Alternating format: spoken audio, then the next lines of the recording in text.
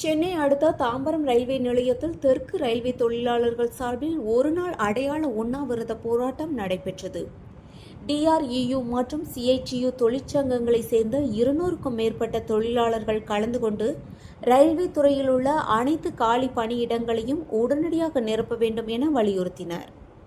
மேலும் IRT மற்றும் IDT தொடர்பான 10% பணியிடம் மற்றும் காலியிட நிபந்தனைகளை திரும்ப பெற வேண்டும் என்றும் இடமாற்றத்திற்கு NOC பெற்ற தொழிலாளர்களை உடனடியாக விடுவிக்க வேண்டும் என்றும் கோரிக்கை விடுத்தனர்.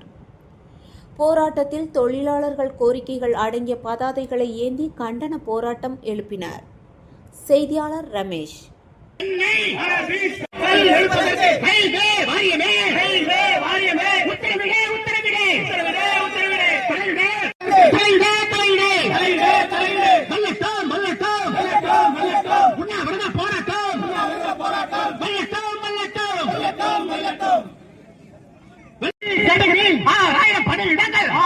பணியிடங்கள் உடனடியாக நிரப்புவதற்கு ரயில்வே GMA தலையிடே